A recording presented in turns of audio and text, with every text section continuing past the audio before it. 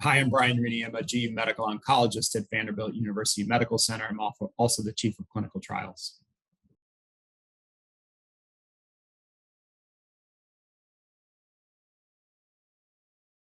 PSMA-directed therapy has become part of our armamentarium for prostate cancer. This started really with PSMA PET scanning from a diagnostic maneuver, and that's used widely now in prostate cancer and staging high-risk patients and biochemically relapsed patients in other settings.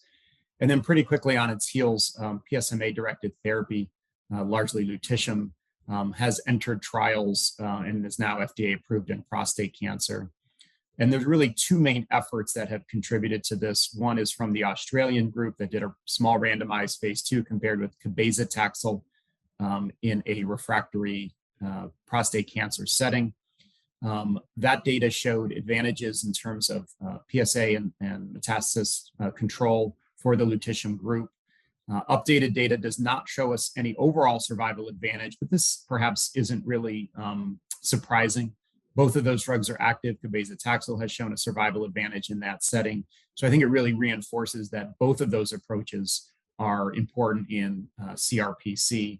And practically, lutetium takes a while to give, meaning there are only certain institutions that are doing it. You can't treat an unlimited number of patients. So it really just reinforces that in that post-chemo population, cabazitaxel could be used for disease control, or other agents could be used for disease control while you're waiting to give a patient lutetium. But both have clear activity in that setting. The VISION trial was the large US-based trial that led to FDA approval.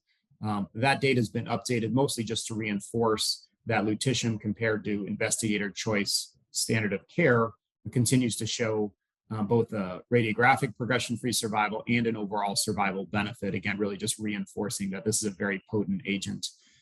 That agent and other PSMA-targeted drugs are now being tested in other phases of disease, mostly in a pre-chemotherapy setting. And you can very easily imagine that that type of agent is going to move very much earlier in prostate cancer, even to the hormone-sensitive setting.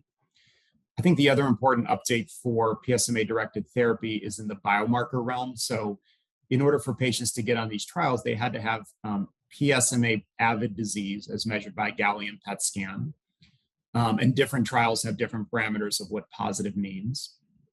And both of these trials looked at that positivity as a biomarker. It looked at SUV uptake, either maximum uptake in a single lesion, mean uptake across lesions, or other various parameters of the PET scan. And this is all retrospective data, so take it with a grain of salt, but it does look like the mean SUV across lesions is associated with response to these agents. This isn't surprising, of course. The more PSMA avidity and the more widespread it is, the more you might expect an individual patient to respond to treatment.